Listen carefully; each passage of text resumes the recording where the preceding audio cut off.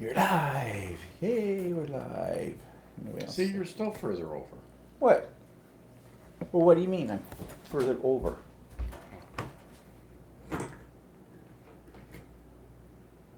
Yeah, that's better.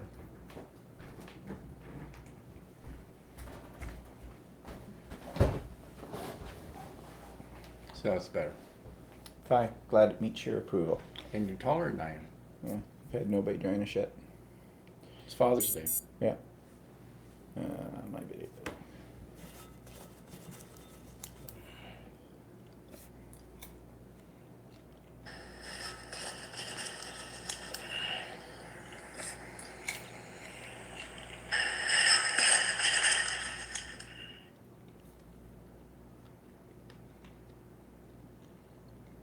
There's one on there.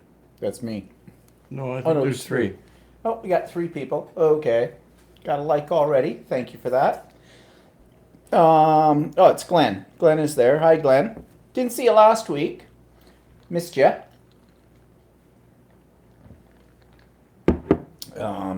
Who else have we got?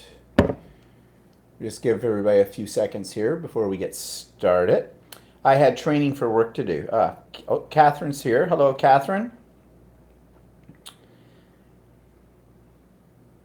And we're just waiting a few more. Now, you are going to see us in reverse this week. We tried last week to do it so it wouldn't look in reverse, but that was too awkward. So you're just going to have to get used to seeing us in reverse. For anybody that's new, you won't notice the difference. But something has happened with the algorithm on YouTube when you do a live broadcast, and for some reason it doesn't flip itself back to the right way, and I have not been able to figure out how to compensate for that. And I've noticed other people are I've having the same noticed problem. other people that do live broadcasts Yeah. doing the same They're thing. having the same problem. Ken and Sean on Ken's Creations, when they do a live one, it seems to do it this way as well. Well, they're doing the same thing. They're taking their video using an iPad or an iPhone or something like that. So Well, see, there's a new feature. If you're to do a live broadcast from your PC, as opposed to your tablet from an iOS device, they have a new feature called Camera. Before, when you did a live broadcast using your PC, you had to have a third-party broadcasting program that did something for streaming. Now it looks like you just go and you click the button. Well, I tried it, and it's sort of like this, but it comes out the right way. The only problem for us to do it using that means I have to drag a laptop up here, use the webcam that's on that, and the quality of the webcam is not quite as good as the camera that's on the iPad, and it's just more cumbersome. So we're doing a trade-off. We're in reverse. So as I said, if you've never seen us live before, you won't know that this is in reverse at all. unless we show something with a label on it, And then there's going to be a problem, because Yeah. then you're going to see, like, for example, this bag. See, that's in reverse. So we'll just try not to hold up anything with writing on it. So we'll just see who else we've got coming on. We're up 4. Might be a little low today because it is Father's Day. Now, I don't know if it's Father's Day all around the world, though. I think the states might be different in other places. And maybe some it's places probably don't even North have it. America. It's the same across North America. Catherine says it's no big deal. I mean, she's referring to, I think, to the reverse. But anyways, if you're a father, or you have a father, or you're married to a father, happy Father's Day. We don't have any fathers left anymore. Ours are dead. But we're not fathers, so Mhm. that we know Well, I don't know about you, but I'm pretty damn sure I don't have anybody in that. of. For me, it's somewhat impossible. It's somewhat impossible. It is impossible for me to be a father. Oh, is it? I didn't know that. Why? I've never had sex with one. Oh, I was going to say because I'm not pregnant. I'm past my childbearing years, anyways. So I just dropped my chair down a bit. Looked like I was sitting. Now you, on the other hand. What about me? Let's not get into our personal lives Yeah. from the past. There were a few mistakes I made, but they're all better now. Okay, so Well, we got a few. That's okay. Maybe other people will come in later. So, what's on today? Well, let's start off with the big thing. My mother, she's in the hospital. Okay, now she's okay, but she had a couple of falls this week, and I had to have the EMS come out to help pick her up. And she's got kind of a sore back. They did an X-ray. They're not really finding anything there, but Well, they did say that they found it could be a compression crack in one cracked vertebrae, vertebrae or something. like that kind of thing. But But they that weren't sure if it was new or old. old. And my mother had years ago, a couple of times in her old house, had sort of fallen down the stairs. And never sought medical I never attention. got medical attention, so it could be an old thing. But that's really not the reason why she's not walking or able to support herself. As you know, her muscles have atrophied because she's been sitting around for 4 years, watching TV and not moving, no matter what we try to do. She also hasn't been eating right for the last, and I didn't realize how bad this was getting until we were over there this week when she'd fallen a couple of times, and I started looking around at things. And she was living off of basically muffins and Boost and maybe some candy. Yeah, It isn't because she didn't have the food in the house, because we make sure my sister goes grocery shopping for her every week and gets her fresh fruit and yogurt and anything else that she wants. But if she has to prepare it, she won't do it. What were you going to say? Well, no, yeah, it's not like she didn't have the food in the house. No, or she anything, had the yeah. food and everything there. But And you didn't really realize that it wasn't being eaten. No, I didn't realize how little she's probably eating. So I think one of the reasons she fell the other day, it was in the late morning. I asked her, "Have you had anything to eat today?" Well, no, she hadn't at that point. She also had not taken her medication, and she does have blood pressure pills. She has slightly elevated high blood pressure, but she takes her pills usually in the morning, but she hadn't taken them that morning yet, and she could have just blacked out. They told me on Lifeline that they weren't getting any response from her, and I had tested the system a week before because I'd heard the same thing from them, and it's working fine. And I tested it the other day as well, and it's working fine. So she claims she called out, but I think what's happened is I think she passed out for a few seconds when she fell, and she only thought she called out. She didn't. So, anyways, went over there on Friday. Thursday, she had fallen. We had got her up with the EMS help. They asked her if she wanted to go to the hospital. She said no, she was fine. They gave her she said take some Tylenol for her back. She was complaining that her back hurt, but it didn't hurt enough where she was in excruciating pain and just screaming if you even looked at her or anything like that. So they got her comfortable on the couch. I got her something to eat, which she didn't eat very much of it, but whatever. Gave her some more Boost just for the lack of, I really don't like that stuff, but just for the lack of what else was I going to give her. And I left finally after I'd done everything and we figured it out. She was okay and that. But we came home, but I said to Walter, I'll bet you she won't get off that couch, and I bet you she won't go to bed tonight. I'll bet you she'll pass out on the couch. Now, you sent your sister over that day to Yes, to have bring her. bring her some dinner, so something already made. And I said to her, well, you got to have something, Mom. She kind of put up a fuss at it. She didn't really want that. My father always claimed that my mother had an eating disorder. He always thought she was anorexic. I kind of poo-pawed it. My mother always used to eat well when she was younger. When she hit into her 40s and that, I started to notice she would never finish a whole meal. And as she got older, she'd basically have a pea and move a carrot on her plate and go, I'm full.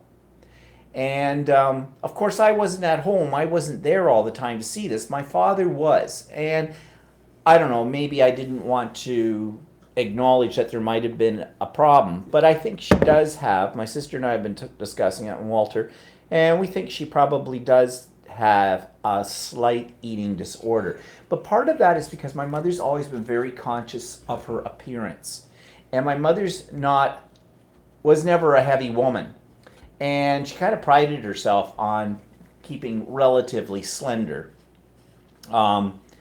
So I think as she grew older, her metabolism slowed down. I think she was eating less and less because she wanted to keep her figure with that. And I think that became a habit. So I don't know. But all of these things have culminated now in the fact that we got over. I called her on Friday morning, actually Friday at around noon, and said to her, "How's your back feeling?" "Oh, it's horrible. I'm in absolute pain in the whole bit." Well, my mother doesn't usually complain about any severe pain. She never ever did. But when she said that, I thought, okay, we've got a serious problem. I said to her, "Where are you now?" "Well, I'm on the couch." And I said, "Have you gotten off the couch since I left you yesterday? Did you go to your bed or did you sleep on the couch last night?" "Well, no, I slept on the couch." And she peed. And she peed herself. Now, she does wear tenons or whatever they call them, the But essentially diapers. But I think that she's been wearing the diapers so that she doesn't have to go to the bathroom as much. yeah, that's another thing we didn't really realize. Well, my sister buys them for her.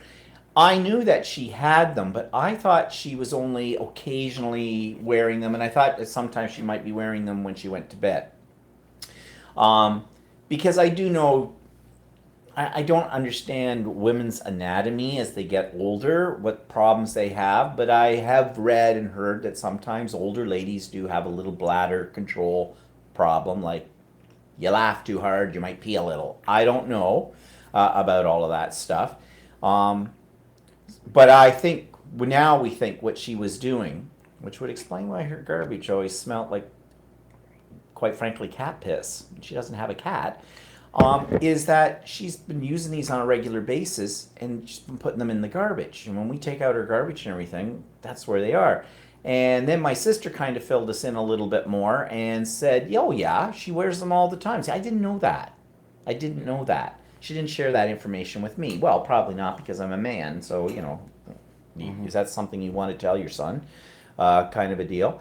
So, anyways, she had wet herself there and she's laying sprawled out on the couch, like one leg off it, like in a very precarious position. She said her back was hurting her really bad. I did not want to try and move her myself. I didn't want, if there was a serious problem, I didn't want to make it worse. So I said to her, "Mom, I'm going to have to phone the EMS and you're going to have to go to the hospital by ambulance." And we'd had this discussion before. And the discussion is, every time she fell, she never ever hurt herself. But I said, Mom, one day you might fall and you might seriously hurt yourself, like break a hip, something like that, whatever. Then you'll be in the hospital. And I said, you're not coming back to the apartment. They're going to have to place you in an emergency bed in one of the nursing homes somewhere in the area. And I said, because at that point, I can't look after you. And you're going to need around the clock help for that kind of thing. And you can't afford we can't afford private nursing 24/7 out of that. So, and I knew when I was on the phone with her and saying this stuff to her, I kind of heard she was kind of tearing up, which didn't make me feel very good. But on the other hand, hard love, right? I mean, I have to have her looked after. So EMS came, and it was two women as the EMS, which was actually very good because they said to my mother, now, they got her sort of sitting up on the couch. They knew she had wet herself. They said, she was in her nightie. They said, "Do you have a clean nightie?" And I said, "Yeah, I can find one." They said to her, "Would you like to go to the bathroom before we go?" And she said, "Well, that might be a good idea." So they took her in the bathroom and helped her out with that, and they got her changed into a new nightie. And strapped her into the stretcher, and off we went to the hospital. And then we spent about 8 hours. Well, And the hospital happens to be about 2 blocks from her. yeah, apartment, so- ironically, the hospital's only 2 blocks away from her, and from her. So we waited, of course, as you do. We sat in emergency with her. Finally, some nurses had checked her out. They were waiting for a doctor to check her out, and then they were talking about x-raying her back, so we had that. In the meantime, we had the social worker that comes from what I call the CCAC, which you've heard me talk about before, the people you need to go through to get any kind of... Geriatric social worker. Yeah, all that kind of stuff. And I know that their hands are tied.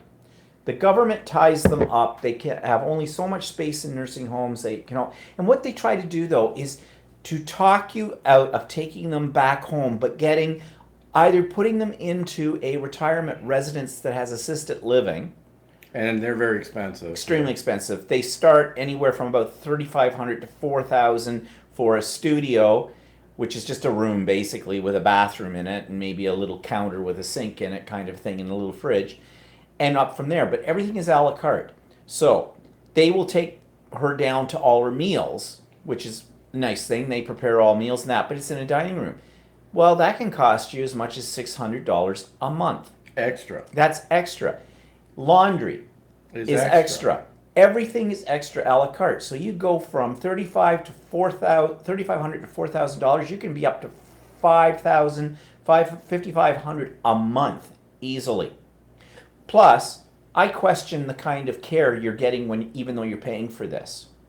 So actually, we have an appointment tomorrow. There's one that's within 5 minutes of our house where we live, and we have an appointment tomorrow. We're checking it out. But now, with my mother in the hospital and all this, this is not a possibility. But we're curious. We want to know more about it, so we're going to keep the appointment and go. You never know. You may Well- have to put her in there for a short time until you get a nursing home bed, or Maybe.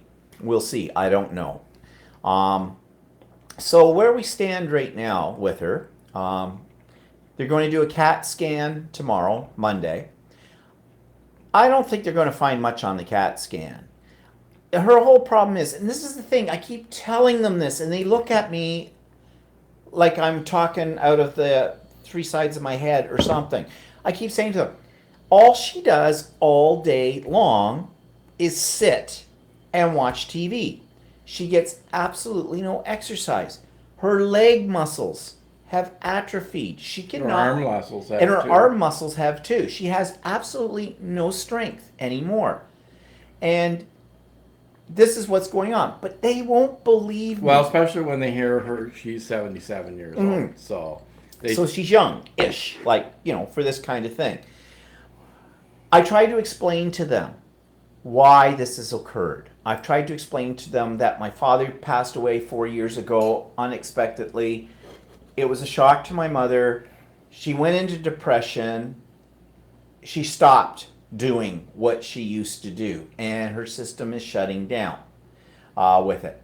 So I've told them everything that my sister and we've all done for her. But I said, we have now, and I'm telling this to the social worker, I said, but we're at our limit now. I don't know what more I can do. So she handed me some brochures. Okay, thank you.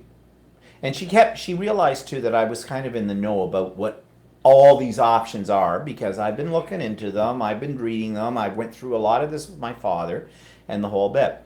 It didn't really click in on the doctor until he decided, which was a good thing, to have my mother walk. they were going to send her home, and we said, well, one of the problems is that she lives alone, and she cannot walk. And then he said, well, let me, I'll get her to stand up. But meanwhile, one of the nurses ran in, and because they had toileted her earlier, They knew. and they knew they needed two nurses to help her go to the bathroom. So the doctor got her to try to stand up, but she couldn't stand up on her own two legs on her own, to just do the stand up. In fact, they almost dropped her. And they said, oh, okay, she's not going home. So So they found her. Well, we sat there for another several hours. wasn't really, I think what the problem was there is that the hospital was busy yesterday with a lot of people coming in emergency. And because she wasn't in a life-threatening position, she was sort of low priority, right? So, And I'm not really upset or faulting them for that, because we know how the hospital system works. And they're overworked and everything in our country, as they are in other places. And that, so, I mean, we were prepared to sit and wait. I mean, she was in a semi-private room where we were waiting, but it was in the emergency. It was the emergency part. So anyways, they did eventually move her up into a ward room. There were 3 other ladies in there, although today one was missing. And it's sort of palliative care area. They stick them wherever they can. But basically, she's getting decent food into her. They're giving her some shots in her stomach for what is it? It's a Blood. doing blood thinners for, I guess, a preventative measure To for. in case a blood clot kind of a thing because she's not moving. And as I said, she's got a CAT scan. Now she seems to be in fairly good mood about all this because I think finally it's dawned on her. Not only that, I think she feels Safe. she's safe. Yeah, Yeah. she feels safe. That, no one's going to let her fall here. They're there to assist her and everything. And this is the kind of care she needs. So now, tomorrow, we'll find out the results of the CAT scan. And then from there, we'll see what they're going to do. And this is where I'm going to have to be extremely firm with the medical staff. If they try to send her back home, I'm going to refuse. I will not sign off on this. Which means she'll probably be in the hospital for a while until they can find an open emergency bed in a nursing home somewhere in our region. And that could be... It may even be in Scarborough. Yeah, it could be, yeah. Which, I don't want her in Scarborough because, oh my God, Scarborough, no. But, I don't know. At this point, as I always told my mother, the control's kind of out of our hands now. Because of all these factors. So we're taking it one day at a time. I do know that she's safe now, that she's getting food. They're looking after her medications and everything like that. And she's actually getting a little social time too with the other ladies who are in the same room. She seems to be talking to them. Yeah. I haven't really told my mother, and I don't know if she's figured it out, but they've stuck her in palliative care. So the lady she is talking to, and the reason why the one bed seemed empty when we came in today is I don't know. I don't think they made it through the night. I don't think that one made it through the night. And, well, I don't want to upset my mother or whatever. They're very, But I think simple they about put her that. in there because they in there they have they had room, and they had they have a lift system where they can lift you out of bed and stuff like that in that area. So Yeah. I think it was a high care need area. But it looks like there's other seniors up there too. Oh, B&D says, hello, just watching you quietly as I'm recovering from surgery. So, is this Debbie or is it B? And sorry to hear that. I hope that your surgery went fine and that you're on the road to recovery with that. Anita's here. Hi, Anita. Anita says, oh, sounds like your mom has a problem. Yep. You did the right thing, she says. Well, it's the only thing I can do, right? Andrea's here. Hi, Andrea. That's Sudi Q. And Anita says, yes, assisted living works the same here. And she also says, I spent a day in ER with my stepmom too. She was outside watering plants and fell in the yard. Neighbor saw her and helped her up. And however, she did not tell us till 2 days later when she couldn't walk. No hip fracture or other bones, but geez. Yeah, exactly. And Glenn says it's most likely Lovenox to prevent blood clots. Could be. I don't know anything about the medication. Well, I know it for could be. She said she was blood thinners. They said blood thinners. It could be just Coumadin because I know I was on Coumadin for a while. And what they do is the first couple of days they give you shots until your blood stabilizes, and then they'll start giving you pills, or they actually start giving you pills after that. That's if they're still using Coumadin. There is other blood thinners out in the market that I'm not really aware what the actual names of them are, but you don't necessarily have to have your blood monitored with it. So it could be that they're taking something else. Glenn says Coumadin isn't a shot. That is Lovenox. That is an injection. Yeah, actually, you're right. I think it is. Actually, it isn't Coumadin. The pill format is Coumadin, but then there's this other stuff that they give you, which is probably what you're talking about, that instantly thins your blood. Yeah, and it is B that's had the surgery, and she says just at the start of my recovered, but onwards and upwards. So, well, I hope it all works out well for you, B. And yeah. So, anyways, that's that's the story of my mom, and I'll let you know next week, whatever. And I hope I I have. mean, today we saw her and she seemed to be actually in better spirits than Yeah, she was the day before. So, yeah. So but she's, also she's been eating now. So, which I'm happy about, because I sat there and I watched her eat, and she did eat for a change. So that's good. So, anyways, let's move off of this cheery subject, shall we, and go on to other things. Let's see what's coming up on my vlog this week. I have a lot of things to show you, so you'll have to tune into the vlog. And one of the things I'm going to show you is one of the things we did last week. We went to this place called John Bead. John Bead is a bead outlet. Not that far from us, actually. I only recently found out about this. And the reason I did is because one of the ladies in my art journaling class, she had come in with a great big roll of Punchinella. Now, you might wonder, some of you will probably know what Punchinella is, others may not. Because I find a lot of people don't know what Punchinella is. It's sequin waste. You know, sequins, the shiny little things. You know what sequins are, right? But they punch those out with a machine out of glittery or shiny, goldy material or whatever colors. It's kind of like a foil, but thicker than a foil.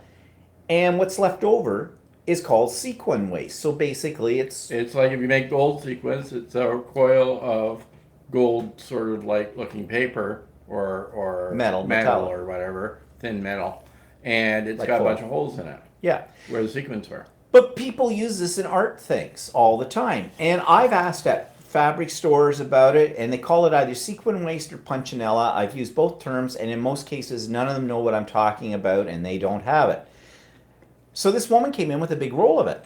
And she said she got it like for about $3 or something at this John Bead place, which is not far from us, in like about what 40-minute drive or Yeah. something like that. Not even that probably. It's in a place called Scarborough, which is just outside of Toronto. Which is a burb of Toronto, basically. So off we went. Well, yep, I got a roll of it. $5.95 is what the roll cost, but 45 meters. I think it's 42. Doesn't matter. Yeah, it does. Well, it's 45 meters. Well, Do you okay. want me to go down and get the roll? No. Yeah. Okay, whatever. It's 40 something meters. The Dutch. How many times have you heard me say this before? The Dutch. They're not much. All right? They think they're such, but they're not that much. The Dutch. Quick little poem improv right there for you. Okay, so anyways, 42 to 45 meters on this for $5.95. I've got more Punchinella than I know what to do with. So, and then we looked around and they had some other interesting things. Now it's mostly costuming kind of things. So you need A lot of beads. a lot of beads. Oh, tons of beads and things for jewelry making and all that kind of stuff. I didn't really buy that much. I'm going to show them on my vlog tomorrow, but I bought some little trinket things that are shiny. They're great if you're trying to make a costume. Yeah. And feathers and boas and... Yeah, and all kinds of stuff. So it's kind of a cool store. And the prices were not bad. I'm sure at Halloween they get quite busy. Sudi Q says you ought to sell some. Punchinella. And And Catherine says I'd like to find some Punchinella. I've searched all over locally. I actually went on to see if you could buy it online from this company, but they don't have it. They have a website, but they do not have an online store with it. However, having said that, if you go, just do a search. It's called johnbeadoutlet.com. Of course, it's Canadian. They have contact numbers. If you phone them and ask them whether or not what it would cost to ship you a roll of this stuff, maybe they will do that. I don't know. I don't know of any other place where you can get it. So I have no idea. Like I said, it's John Bead. I'd send you some, but here's the problem. Shipping stuff from Canada to the United States, it's actually quite expensive for something that's pretty light and pretty small. And like, to be honest, I sent some to somebody else. I sent about 20 feet or so. I compressed it between two thin pieces of cardboard, tied it up with a string, because this stuff's got a real spring to it. I wonder if you just put it in a regular letter envelope and when It wasn't a regular envelope, like a manila one, a small manila one, business style, and the whole bit. They weigh it. It weighed under what the minimum is, so you have to pay for the minimum. I did not send it by Expedite it or anything like that. Um, I didn't put any insurance on it. I didn't bother to pay for tracking for it. She asked me what it was, and I said it's Punchinella. And they looked And then at she looked at me and what the hell is Punchinella? So I had to explain that.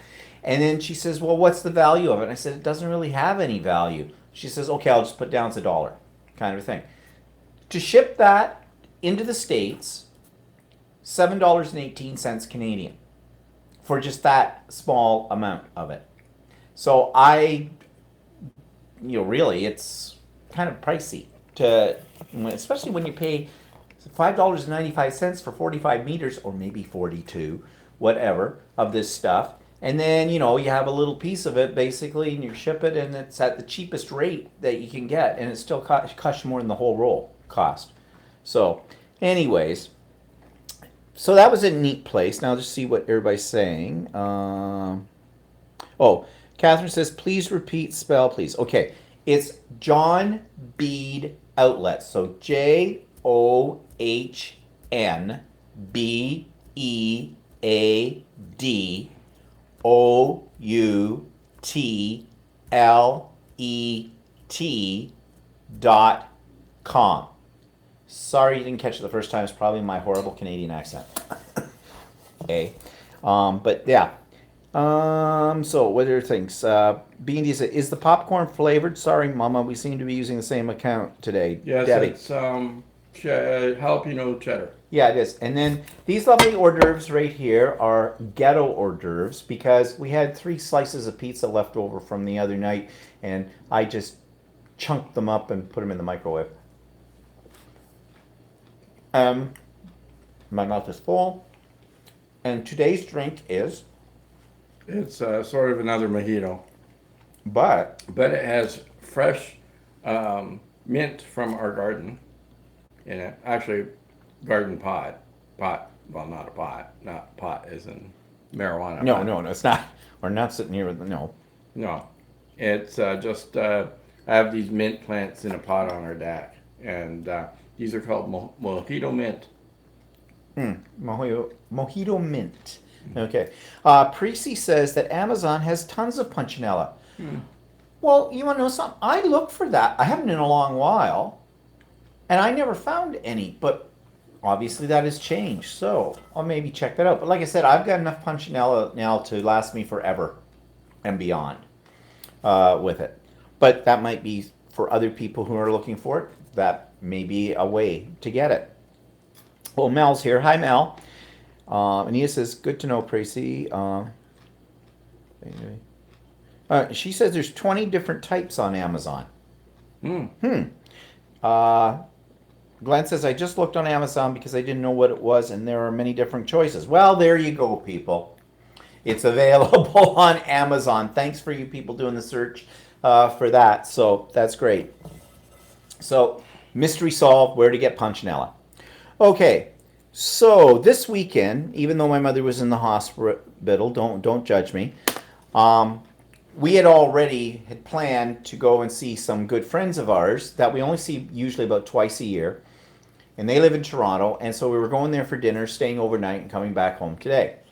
My original thought when Friday came around and I had Mom in the hospital was, okay, we're not going to be able to do this. But once I saw that she was settled in and she was okay, and everything, and look after me, what more could I do?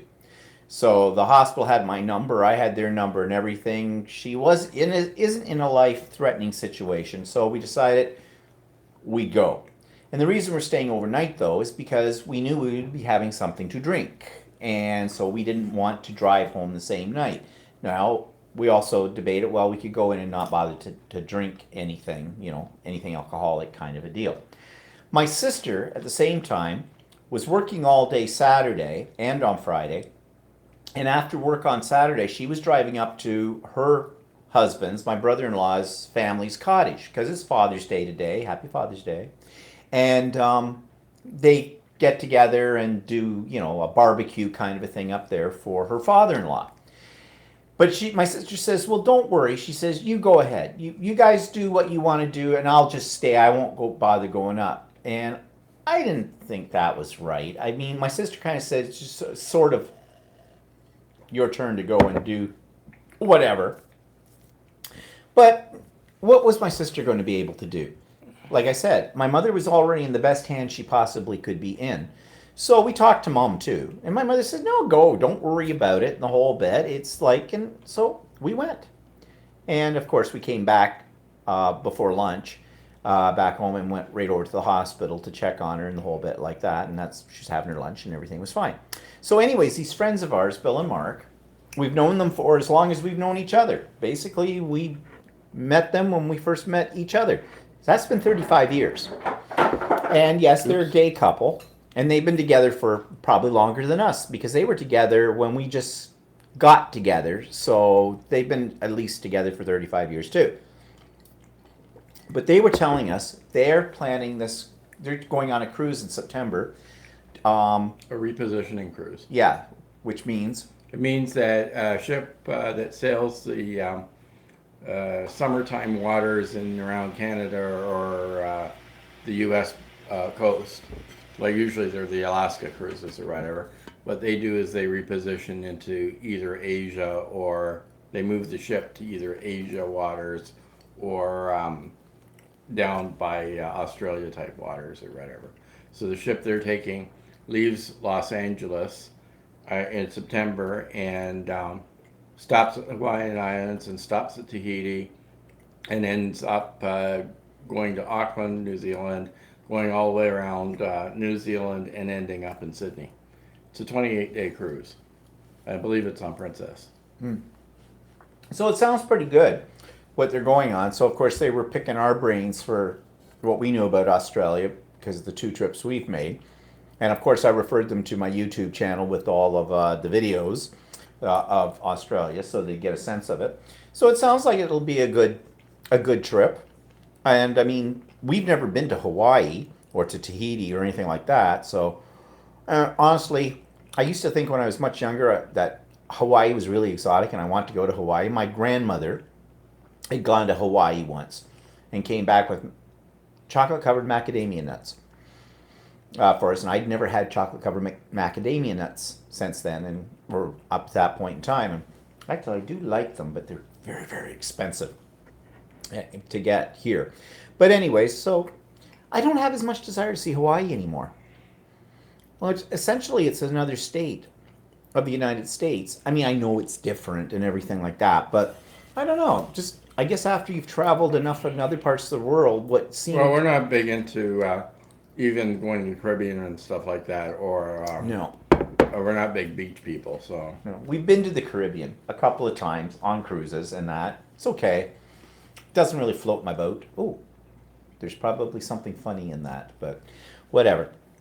And Anita says, oh my God, a 28-day cruise. Yeah, and Hawaii, and Glenn says, Hawaii is terribly expensive. Yeah, I've heard that. Because we've had other friends that have been to Hawaii, and they've said, yeah, it's pricey out there. And Ken and Sean of Ken's Creations, they just came back from Hawaii about a month ago, and they were there for, I think it was the Silhouette conference, because they're big into silhouette stuff and other things, and made it into a vacation at the same time.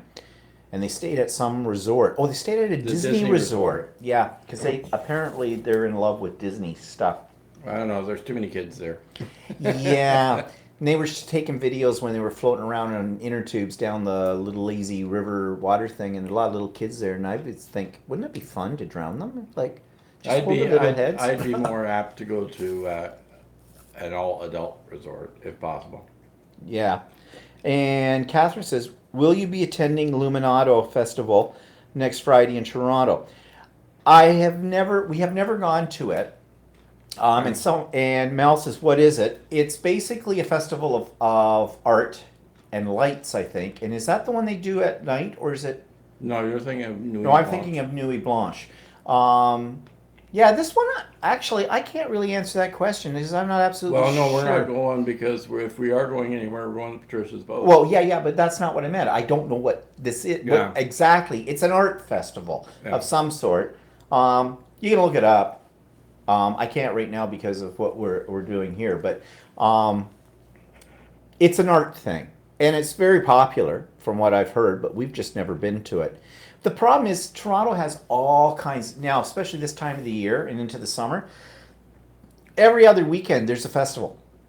I think There's this weekend they had an Italian festival. Yeah, and they have all these tastes of. So they have like Toronto has all these different districts. There's the Italian district, like Little Italy they call it.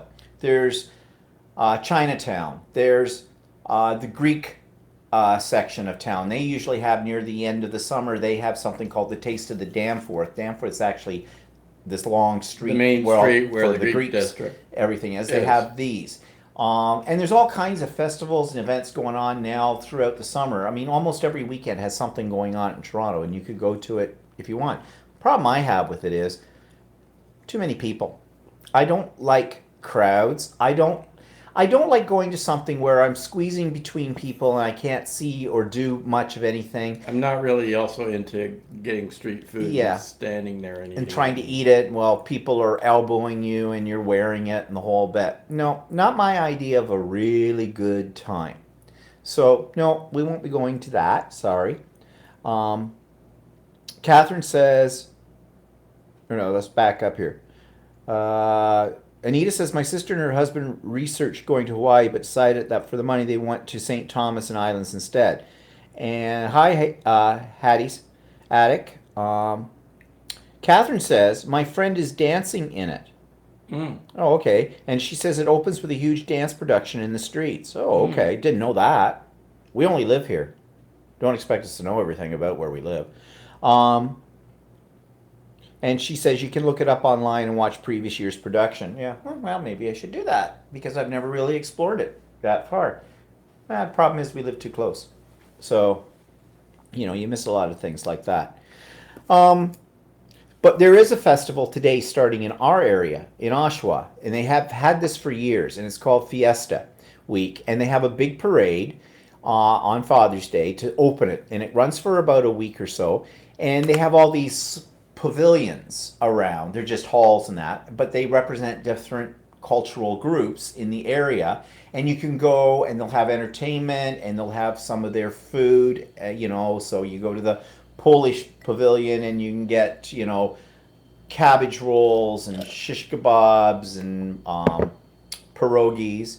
You go to the Ukrainian hall, you get halumpshis and Pierogies and pedal hair, which is actually pierogies. pierogies and cabbage rolls. It's just the Ukrainian for it. That's what they call it. And then there's the Italian pavilion, and they used to have. Well, when I grew up, they used to have a lot more pavilions, and I think for different nationalities, and I think it's sort of petered out the last few years. Yeah, actually it's gotten pricey. You're supposed to buy a passport, and it used to be a passport was like $5, $5. but you think The it's last about I heard it 25. was like 20 or 25. And that allows you entrance into a pavilion.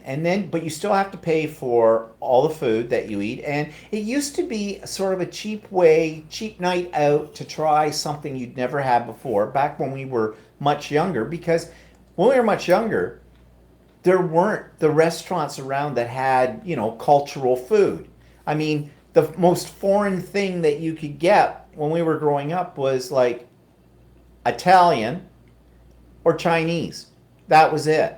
Yeah, and the grocery stores weren't all that advanced either for ethnic food as they are now, because I grew up in Oshawa, and then I started working when I was 20 in downtown Toronto, and that's the first time ever I had a bagel.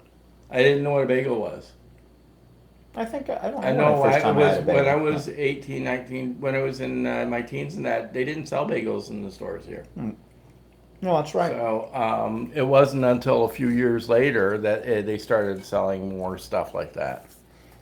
So, and they dress in, cultural costumes, and they do a little show, not native, but, cultural dancing and stuff like that. But now, it's basically a drunk, because they have booze. So they have like 4 pavilions that are called Canadian. And like the Moose Lodge, they still have the Moose Lodge. I don't know. And basically it's hot dogs, hamburgers, French fries. Maybe they do poutine at something. And by the way, people, poutine. If you know what I mean by poutine, I was watching something on YouTube last week, and someone no, it was it was a podcast I was listening to, and they were talking about Putin. At first, I thought they were talking about the Russian president, but they said no. They put cheese and gravy on French fries, kind of thing. Oh, you mean poutine? And it's a national food for Canada. No, it's not. I think the French may pronounce it Putin or something. Putin, yeah. They'll put a little accent on it, you'll know, on you. But whatever. But this is not a national food to Canada. And in fact, we only just heard about this only a few years ago. It became trendy. So, no, if you want a national food for Canada, it's probably butter tarts and tourtière. And tourtière is a meat pie, basically. And it's French What you do with as your well. cookie? It's down here. I'm getting there. It's not at what's cooking yet. I'm saving that to show them. Like can't get everything up front like this, or they'll all leave. But anyways, so just that's a little sideline. How I got on poutine, I don't know. So Fiesta Week, we don't usually do it. Why don't we just stick in the muds? We don't go to the things in Toronto. We don't do Fiesta Week out here. We sit around in the hospital, stare at my mother, and well, we are doing something though more exciting. We are going providing what happens with my mother. We've been invited to spend next weekend on a big boat that's anchored in a place about an hour and a half away from us, north of us. There are friends of ours that own this really large boat, and I worked with Patricia. Patricia is one half. It's Patricia and Bob, married couple. And Patricia is retiring from teaching this year. So they invited us up for this because I guess they're doing something in this town. It's called Orillia. And Orillia is actually situated between two small lakes. Lake Simcoe is on one side, and the other one is Lake Couchiching. Say that fast. Couchiching, that's what I call it. It's Couchiching. And it's Christmas in June. So I guess they decorate all their boats, and they all float around, and they pretty much drink. It sounds like it's a big drunk more than anything. And I guess the theme is martinis this year. So it's to be seen what's happening. Unfortunately, we're going to stay overnight on the boat. But the next day, I already told Patricia, we're going to have to leave, latest we'll have to be gone by 1 because my mom, depending on my mom's situation, right, and everything like that. But I don't want to be out partying when she's in the hospital, kind of a thing. And I'm going to watch what I drink with it too, because if by chance I got a call from the hospital for some reason, I don't expect it will happen, but you never know. So you want to be in good shape for whatever I need to deal with. And there happens to be a quilt store, a really good one, according to Patricia. She's also a quilter. So she said, if you want, come up for late brunch, 10 o'clock in the morning. And then she said, if you want, we can go to the quilt store before we start to have any drinks. Well, that's good because I really don't want to drink wine or beer at 10 o'clock in the morning anyways, sort of thing. So that'll be kind of fun. And we'll see how the rest of the weekend works out. Although I did prepare her and say, I told her about the situation with my mother. I said, there could be a possibility that at a moment's notice we might have to cancel. And sorry about that. But they boat all summer long. This is what they do. It's kind of their cottage kind of a thing. So, I mean, yeah, if we had to cancel out, it's not like we've wrecked their weekend. It just means the weekend won't be half as much fun because we won't be there. I know, cry me a river. So let's just see what people are saying here. Something about Sheep Day. What's this? B&D say, we have a day called Sheep Day in the town I live in. And Melly says, Sheep Day sounds nice. Sheep Day. I'm having this visual, and I'm just, what you call a, what's that joke? Something about sheep herder. They have 100 girlfriends. I don't know, something. There's What do a you joke. call a man with 100 girlfriends? Oh, that's right. A sheep shepherd. herder. Yeah. Yeah, a shepherd. Yeah. Um, Anita says, we have an air show next weekend. Navy Blue Angels will be here. And Anita also says, my son was asked by the USAF Thunderbirds to be part of their crew.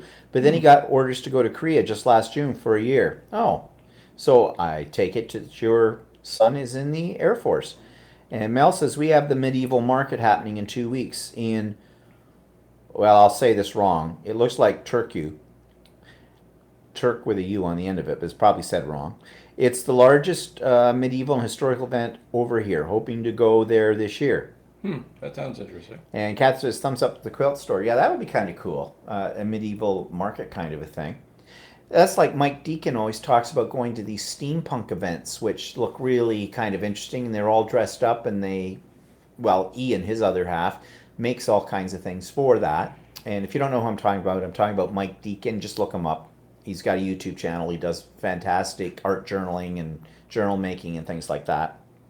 B&D says Sheep Day is because Skipton is known as Sheep Town, and the sheep upset racing up the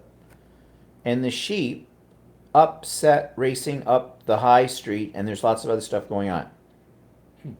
I think the spell checker kicked in, known as Sheep Town, and the sheep. It sounds like there might be a sheep race. They're all like, maybe it's like the running of the bulls in Spain, or whatever they do. I don't know, the running of the sheep. Anyways, sounds like kind of fun. Watch out for the sheep dip. But it also reminded me of something here. Now, what was it? I just lost my train of thought. Oh, you were talking about the Thunderbirds. Anita was. Here's a little story. I don't think I've ever told you this story. We have, I don't know if you're aware of them, we have something called the Snowbirds. Snowbirds. Now, there is a term for Canadians who spend 6 months of the year down in Florida, and they're known as snowbirds.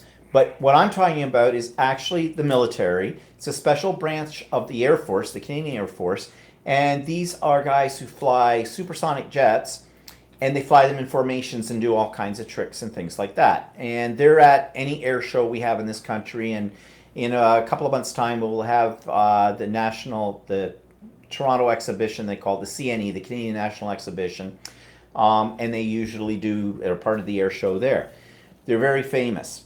Well, a young man, this is quite a few years ago now, in one of the schools I taught in, kind of knocked on the door to our workroom, the teachers, and he came in, and he says to the teacher that answers the door, is Mr. Bland here? And I look around, so hi, that's me. And it's this youngish guy, blondish hair, short. He's wearing sort of a jumpsuit kind of a thing, a military looking thing. And he goes, hi, Mr. Bland. I don't know if you remember me, but you taught me in grade 12 English at my first school that I taught at a few years before that, quite a few years. And I said, oh, I do remember you. Now I can't think of his name at the top of my head. Mike Van Den Bos, yes. Okay, his name's Mike Van... Oh, what's happened? We just froze.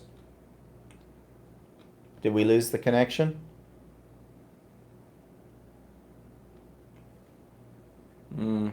I think it... bye all. Oh, B and D, I have to leave. Okay. Can any of you... Can you see us and hear us? They can hear us, but are we moving yet, Glenn? No. Can hear, but image is frozen. I can't see a moving picture. Nope, still hear you though. Okay, I'm not sure what we can do about this for some reason. Do we have to reboot it? I don't know. I'm afraid though, if I do anything, we're gonna... Okay, people, if by chance we lose the connection, we will reconnect.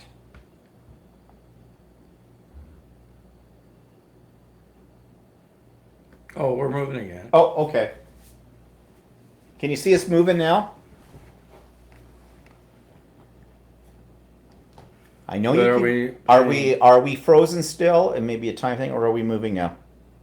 Yes, working now, Glenn says. Okay, all right, so back with the story. So he walked in, I said, oh yes, I do remember you.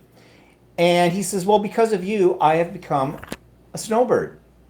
And I looked at him and said, Mike, I taught you English. I did not teach you aviation. He said, no, don't you remember? He and his best friend, who actually turns out now to be Walter's barber, this is a story for another day, they were struggling in English. So I knew they both wanted to go to college and whatnot, and they needed to get their English mark up in order to get in. So I worked with them after school and, gave them extra help and stuff like that. And I was just so impressed. The other teacher is standing there and her jaw hits the floor when this kid says, I'm a snowbird and thank me. I mean, that was a moment in my life I will never forget.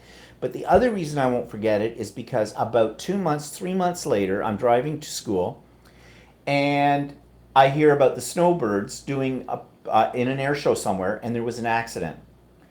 And his plane, this Mike Vandenbos, his plane went down and he was killed. He was only in his very early 30s at the time. And I kind of went into a little bit of a depressed state of mind over that because I was thinking, if I had not worked with him, if he had not gotten into college and did aviation, he'd be alive. I mean, that's my first thoughts. Now I know other people said to me, no. He died doing what he loved to do, and the whole bit, and not your fault. And I know it's not my fault, but it just made me feel really bad. Well, they named one of the new elementary schools they built a few years later after him. And the first day of school year in September, the snowbirds fly over top at noon, over top of the school, the area. The kids are all out to watch it. And then they do something where one of the jets veers off from the other ones, and it's called the missing man formation. Okay, in honor. I get a little emotional. Just give me a minute. It still upsets me. Yeah, okay, I'm fine. Anyways, they do this every year from it. So that was just a little story that came up when I saw that you have a son in the Air Force. Okay, so yes, Anita says that it's called The Missing Man, and I think Anita said that she had seen the snowbirds in something in their area once. Somebody said that before we froze. Well, I know they travel all over the place, so. Anyways, little side story. Okay, let's move back out of... How do we get back on all these depressing things? Okay, so we talked about that, we talked about this, we talked about that. So I have nobody to present this week on my vlog as a person of interest. You know the drill. I want you. Newsworthy. Okay, I know. And we'll only spend a minute on this, but it has to be said.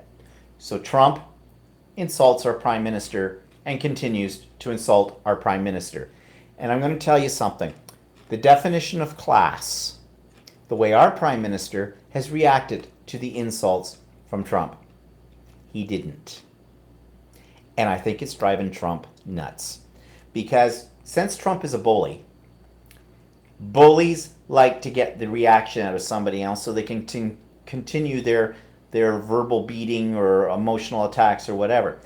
But if somebody doesn't answer back to it, that's really frustrating for the bully. So, right on to our prime minister. And De Niro said a lot of things at the Tonys about Trump. And then he came up here because he's opening a restaurant chain or something that they're building in Toronto that he has something to do with. And he apologized to all Canadians and to our prime minister for Trump's actions. Now, of course, good publicity stunt, I'm sure, from De Especially Niro's if part. you're opening a restaurant in Canada. Yeah, and the whole bit. But we're not going to get into it. Everybody's heard the story. It's been on the news and whatnot. But yeah. So just a second here. There's something about Sheep Day. It's to celebrate the fact that our town Skipton is Skipton in AIM. Okay, again, spell check kicked in and changed your word. Is a derivative of the word sheep. Oh, I guess the name of the town is. We are on the edge of the Yorkshire Dales. Okay.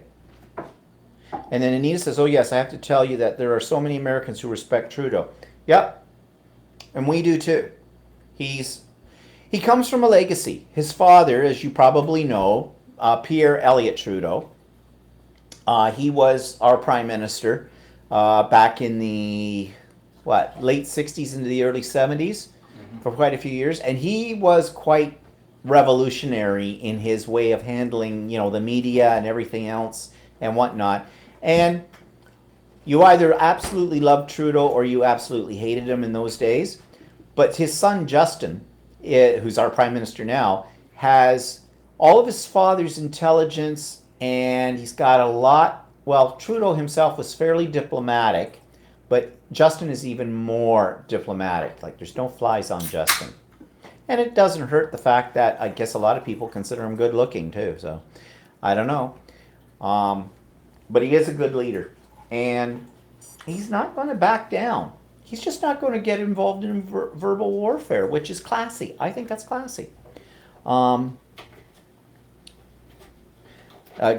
says there are many Americans that do not like that orange popcorn ball that scammed his way into the White House. And then Sudi Q says, want to trade Trudeau? No, we're keeping him. He's ours. So anyways, I don't want to get in any further with the whole Trump thing because we went on last weekend about that, and we know what we know. Okay, so Walter, what's pissing you off? And you said we were talking about this earlier, and actually we had a couple of items, but there's one that sort of stuck in my mind this week.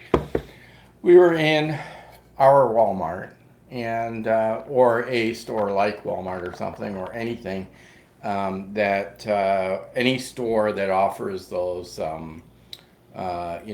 scooters that you can use for shopping if you can't get around very well, right?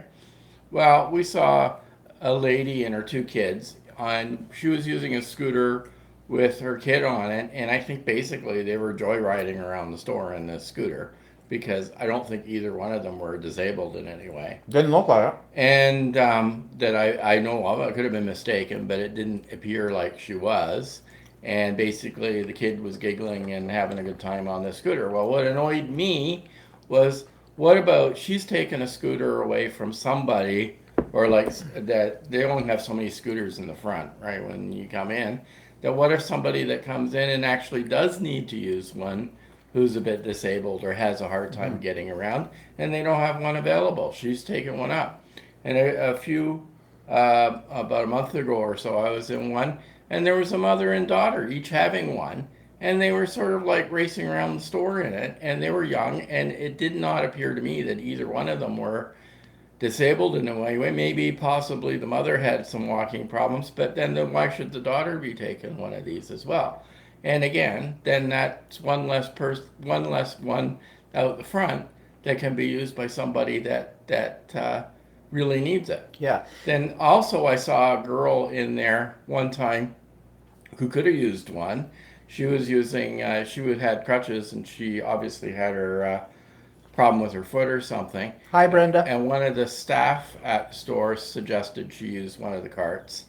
And they said, she came back, she goes, no, I need to really try and rehabilitate my leg, she says. And she said she didn't really want to take one away from somebody that really needed it. So that was kind of nice of her. Well, that's kind of nice of her to do, like, given. Probably maybe because she was young, she might have been embarrassed. Well, maybe. But you know what? I have a problem with those little scooters, though, too, is they're pretty wide, and the aisles in some of these stores that have them are not that wide, and you get jammed in. You get corralled. And these people that sit in them, some of them figure they don't even try to move, because I think in their mind they're going, oh, look, I'm disabled, I'm in this cart, so, you'll just have to find another way to get around me or whatever. And then you look at them and you go, well, one of the reasons why you probably need this cart is because you're about 400 bloody pounds. And, whose fault is that? Now, maybe it's not everybody's fault. There are circumstances, I know, but it just annoys me. And then you get there was one place, I think it was Costco, we were in, and there was one person on it, and she didn't know how to operate it, and she was running into people, running into things. So I think I was at Costco.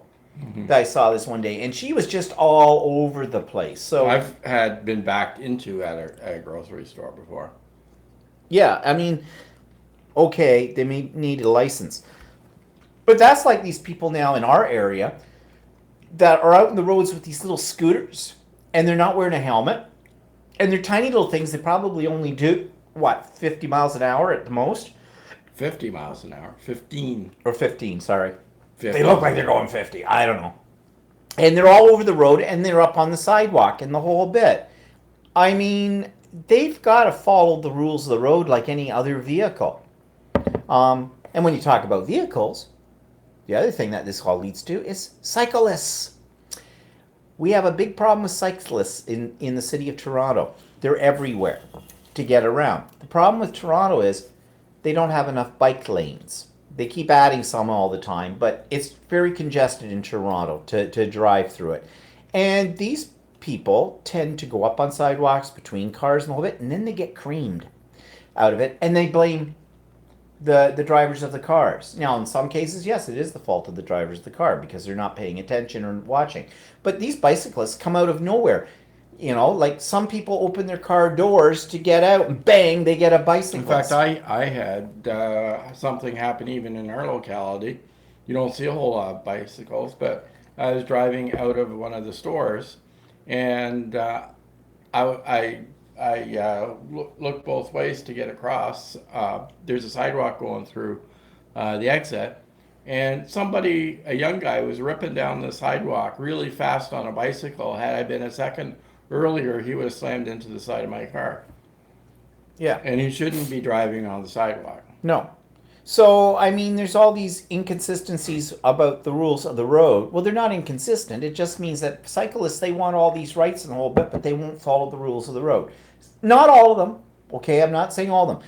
But you also have to understand something. In Europe, bicycles are part of the culture. In North America, not quite in the same degree. I mean, I know they're trying to work towards that because of ecology and all that kind of stuff and, you know, and whatnot, but we're not there yet. So, you know, there's a problem. But then you go back to these ones in these stupid little carts that, and they're not stupid. I think they're a great idea for people who genuinely need them. I just question the people that I see using them a lot, whether or not they really need to be using them. So I don't know. And what are people saying? Ilona's here. And let's see. We have, B&D says, we have the Maybot, would love your prime minister. All right, and they're talking, I think, about like, I don't know if it's our prime minister, because there's a little discussion here about the prime minister of Finland, who Mel says is pretty much like Trump. But whatever. Well, we all have bad leadership somewhere. So anyway, so that was pissing. Well, you were also going to talk about, though, inappropriate clothing. Well, no, that was my second one. We can leave that for next week. Okay, we'll talk I about have something. what not to wear to Walmart. Okay, next week's topic: what not to wear at Walmart. People of Walmart. All right, what do we got? So what's on TV this week? I just finished the series from Netflix called The Royal House of Windsor. Really interesting. A lot of things I didn't know, and I tend to follow a lot of royal stuff. And but they talked about why they changed their family name to the House of Windsor instead of it was like 3 words, Saxe Gothman or something, whatever. It was German, and of course they changed it because during the First World War, the Germans were not too popular in England at the time, so the royal family decided they should remove themselves from that connection, and they looked for a new name, and they eventually settled on Windsor. But that's how the roots go. But this is a really good documentary. I think it's about 6 parts, because it moves through the generations since the time of Queen Victoria. Actually, it starts more with George the Fifth or Edward the Sixth. Edward the Sixth, I think, was Queen Victoria's son, the oldest one, the Prince of Wales, when she died. But he didn't last that long on the throne, and that's why they call it the Edwardian age after him. I think it was Edward the Sixth. Anyways, they go through each one of these up to the modern day royal family. And they have all these documents that have only been able now to be put out to the public. They're from the Queen's private archives. And there are letters that are written from various members of the royal family to other members of the royal family showing there was a lot of stuff happening in between things. They were kind of not dysfunctional, just very scheming, I guess. I don't know if you can believe this. But how much of it is absolute truth and how much of it has been twisted or spun, I don't know, but it's interesting. So you might want to catch it if you have a chance. That was on Netflix.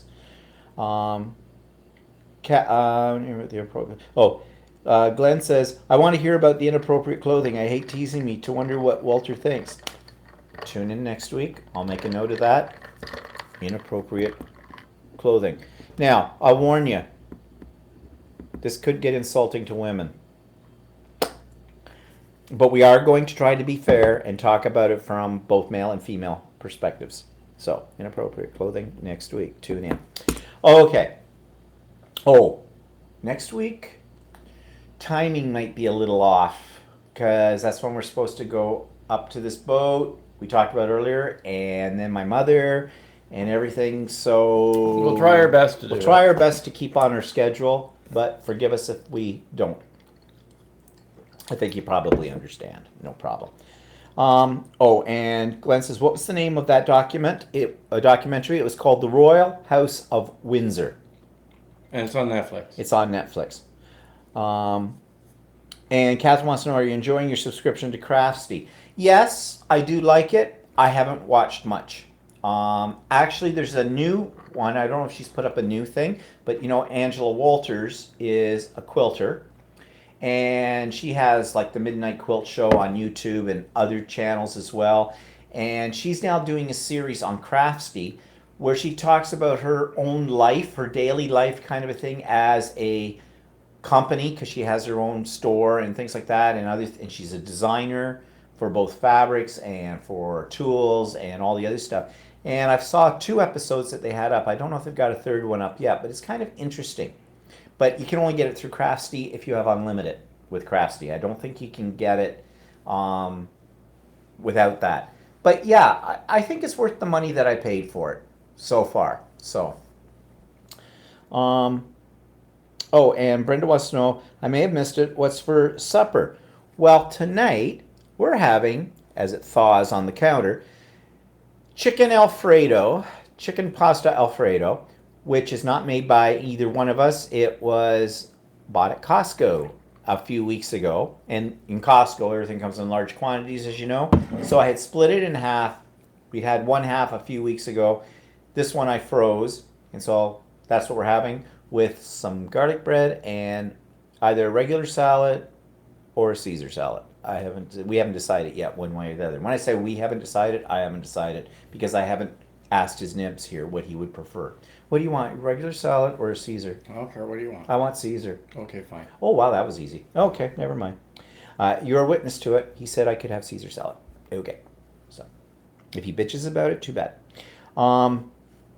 So, what else? At the movies, we watched, it's one of the movies that won a couple of Academy Awards, I think.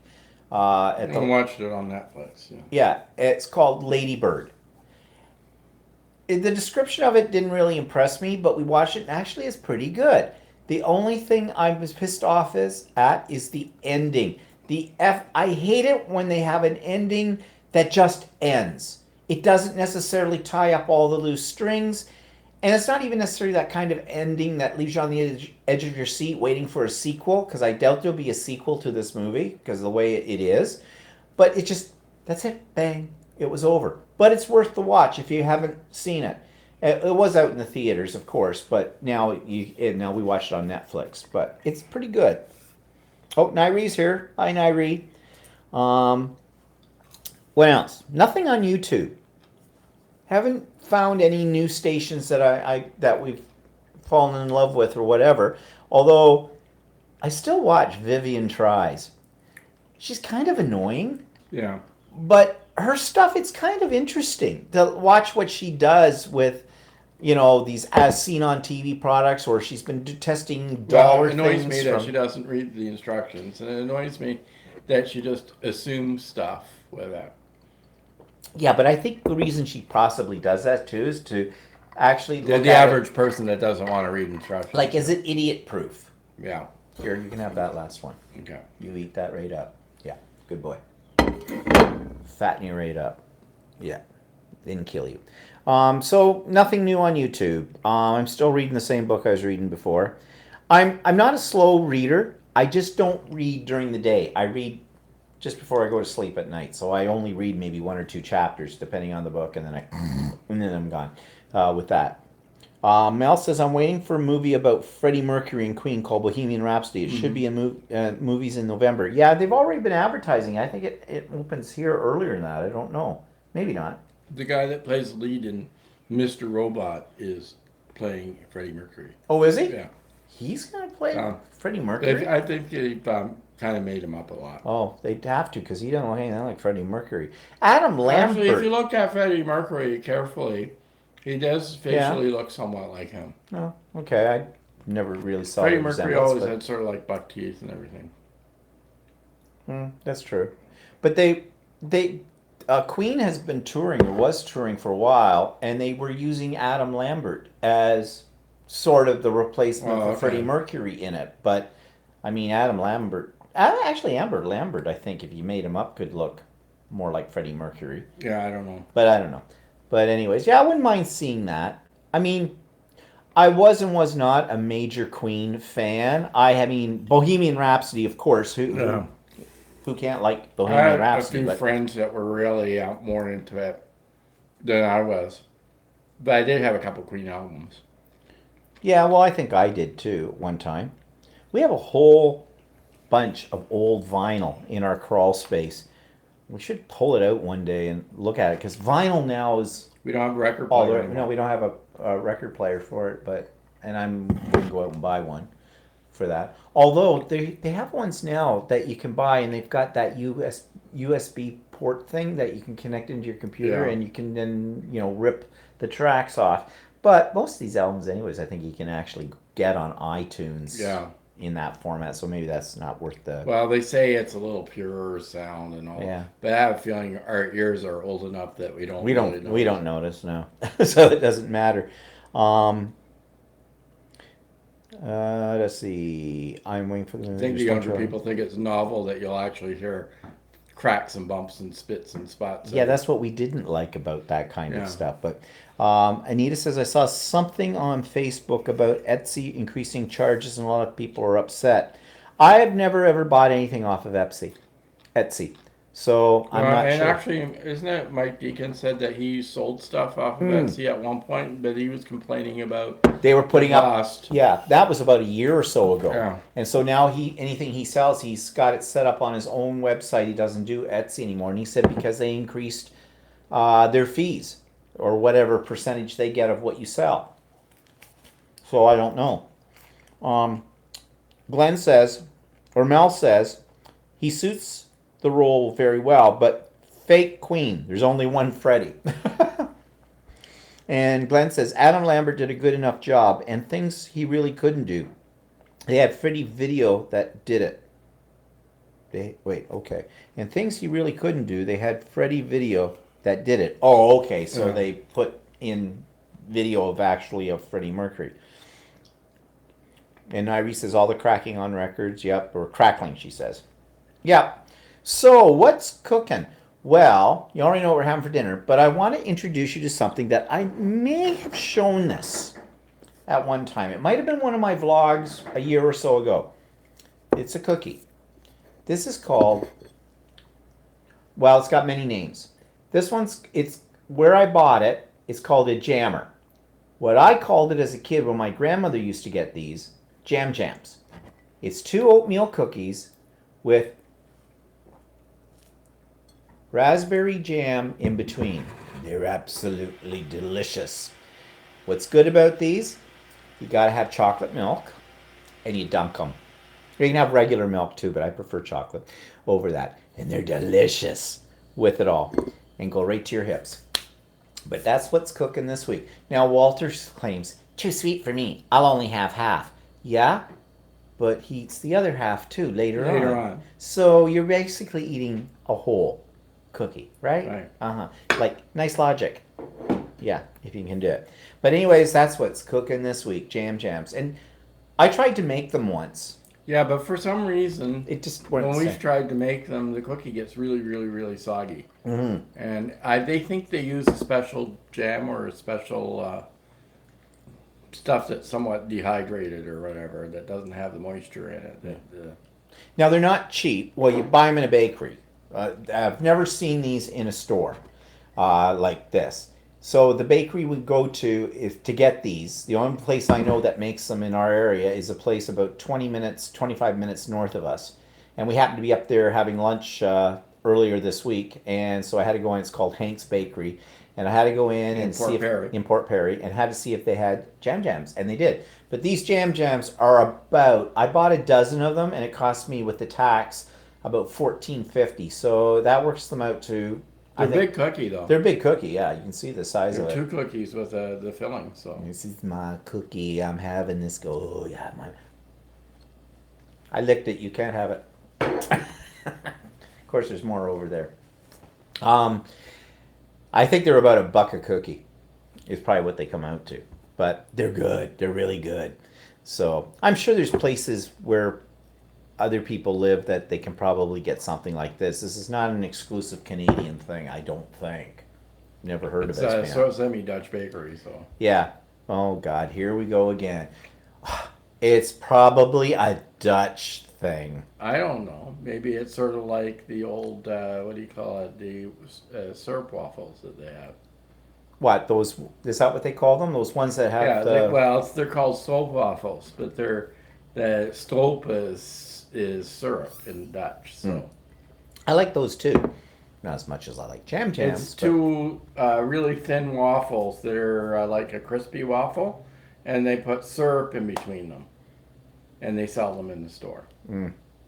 But anyways, that's what's there. But I just saw here, Melly just wrote, have you seen the movie about Tom of Finland? You perhaps know who he is? Yes. Yeah. If we I didn't didn't know, know there was a movie. if though. we didn't know who Tom of Finland was, we'd have to give back the toaster oven. And if you don't know what that reference is, check out an old show of Ellen DeGeneres' before she became a talk show host, and then you'll get it. It was in the movies last year. It tells about his life and how he became famous with his gay drawings all over the world. I'll Yeah, have to look it up. yeah, we'll have to look that one up. Now, is that a movie that's out in the theaters, or is that a movie that's on something like Netflix or something else? And Mel says, "Yep, I was sure you'd know him. He was a great artist." Oh yeah, oh yeah, he was a great artist. Yeah, he was. Yeah, I think he captured the essence of the gay movement in his drawings. Well, he caught something. That's for sure. Anyways, I'm just thinking about them. Shouldn't you? Well, we got to go now. Bye-bye. All right. So, well, we already talked about what's coming up on the weekend, Patricia and Bob's. Oh, one thing I didn't talk about. Okay, so this was a busy week, this past week, for me, for sewing classes. Or it was going to be. I had one. The next part, I'm taking the second class in doing a serger. I didn't. Did I show them? Yeah, I showed them last week, didn't I? Was it Yeah. last week? Did I show them my clown pants? I can't remember. Did I show you guys the clown pants? Pajama pants that I made? Did you talk? No, you did it in your surgery class on Tuesday. So So I finished yeah. them this week. Okay. Keep them entertained for just a second.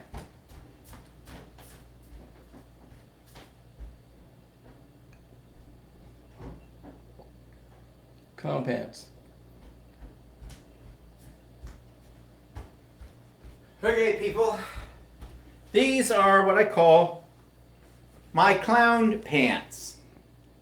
They're all done. I had to cut it from a pattern. I used the serger to put them together. This part with the drawstring is a special piece of elastic that has the drawstrings into it. I have to admit, I didn't put this in. She used my pants to demo it, and so I just stood over her shoulder and watched it. She sewed the whole thing for me, the instructor, we didn't hem them that night. I hemmed them when I got home. Hemming I know about. Will I ever wear them? God, no. God, no. Because they're clown pants. Okay, there's so many things wrong with these. Not from the sewing point of view. First of all, it's the material. Notice that, I don't know if you can see it, but there's stripes.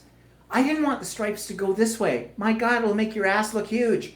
I want them to go vertically. But she told me how much material I needed at the store. She cut it for me. And she even said, oh, your stripes should go the other way. I said, uh-huh, but you cut the material this way and the only way I could cut out the pattern was it had to go horizontal. Oh, she said, you should have brought it back in. And she said, I would have cut you another piece that would have worked for that. And I said, I don't ever intend to wear these, so I really don't care. I was just learning the technique. I'm never going to make another. Even if the stripes went the other way, you probably wouldn't wear them. So No, I still wasn't going to wear them. That's what I told her. So, and then she's telling me about when you put them together, the crotch and all this stuff. And she was saying, okay, the women were all abuzz about this because they're so comfortable. And she was talking about getting the pieces in the right order when you put them together or something. It's just because they're generous in the rear end. And then she said, of course, in your case, she says, I said, what? I don't have as much junk in the trunk as other people, is what you're trying to say?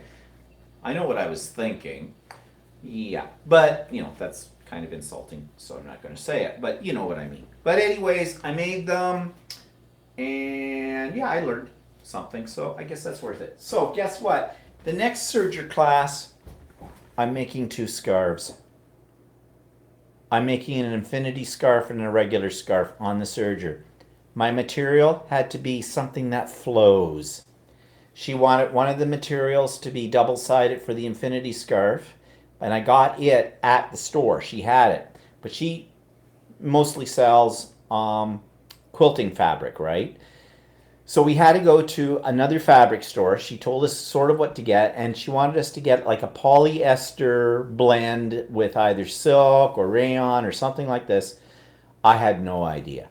When I walked into this fabric store and looking around, I don't know. So I asked a lady, and I said, okay, I need material that flows in a polyester blend to make a lady's scarf out of serger.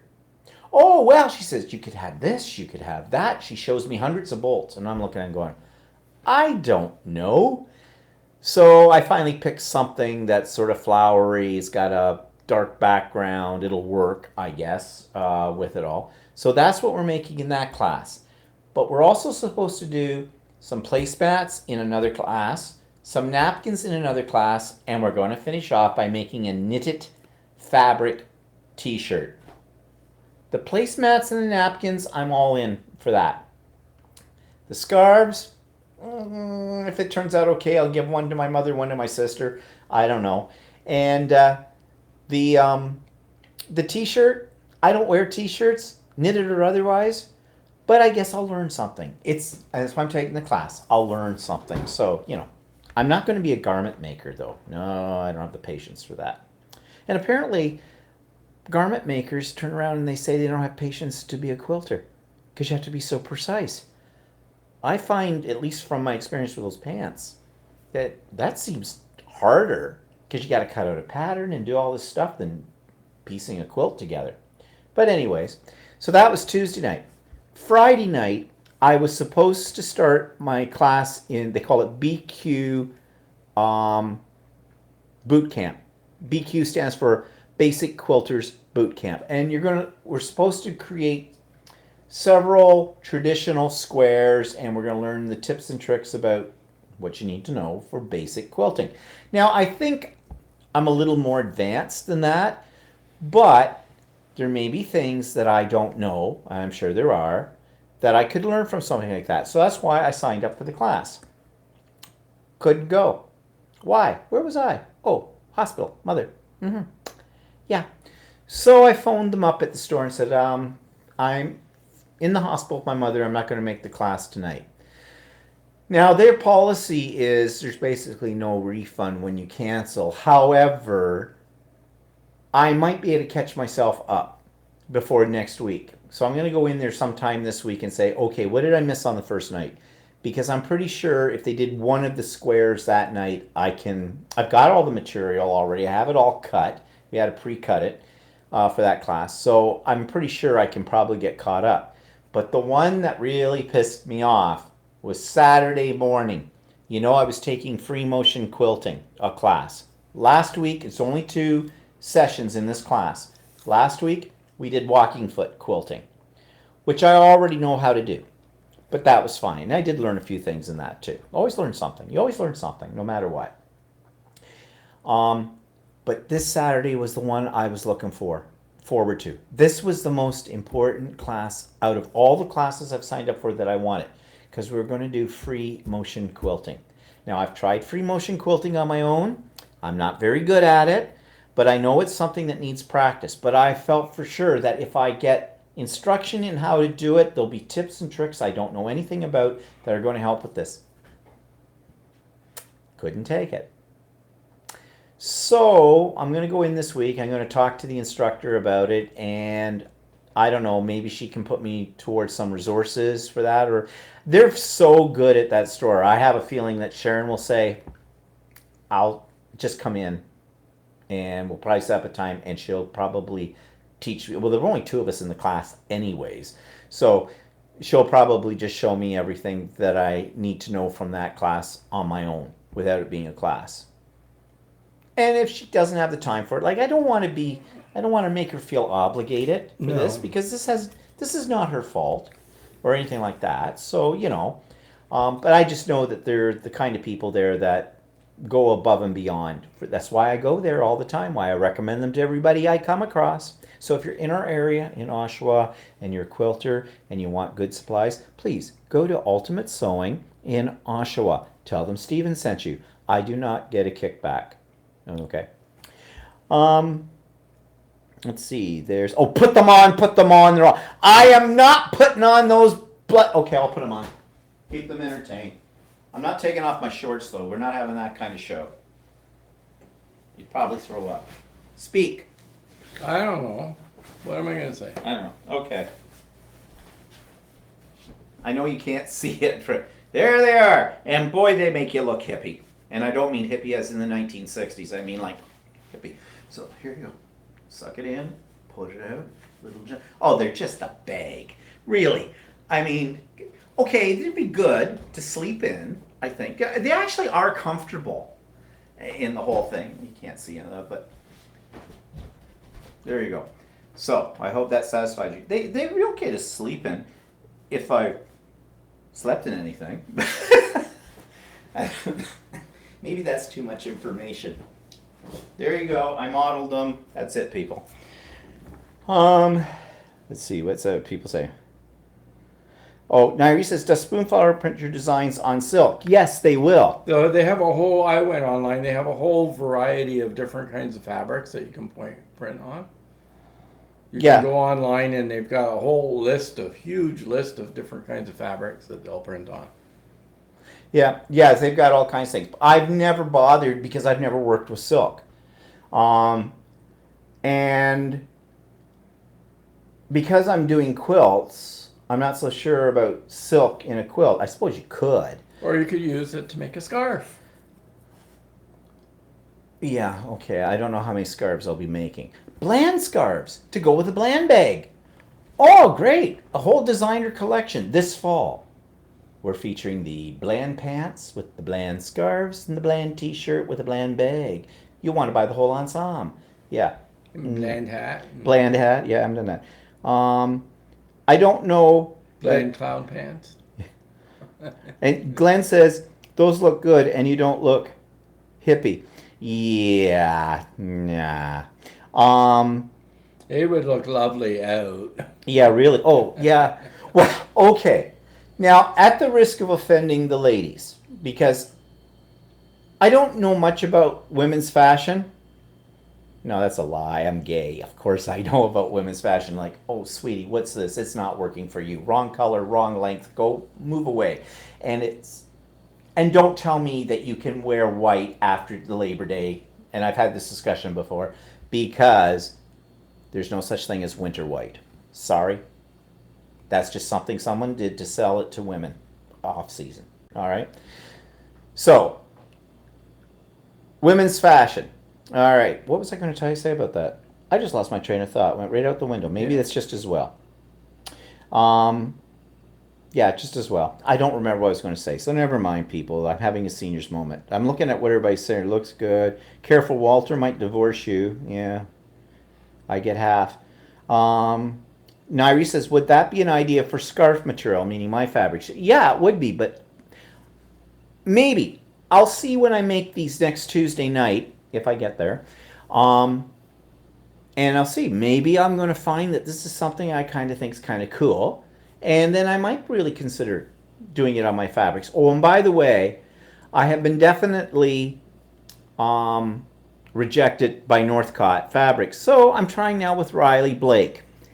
But then I don't think I'm going to get anywhere near with Riley the Blake. woman at the store. Ultimate Storing, Shirley at Ultimate Sewing, the owner, said to you that Riley Blake is even less adventuresome with her fabrics than Northcott.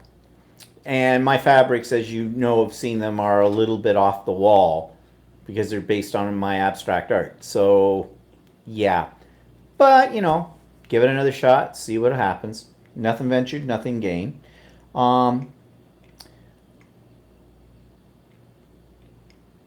Let's see. Ilona says, how bland could you be? I've heard it all, believe me, with my name, so it doesn't matter. Catherine says, didn't you date a girl named Blunt? Yeah, Blunt. Yeah, that was back in my days when I really didn't want to be gay or think about it. In university, I dated a girl. Her last name was Blunt. I was bland. I say she was dull. I was boring.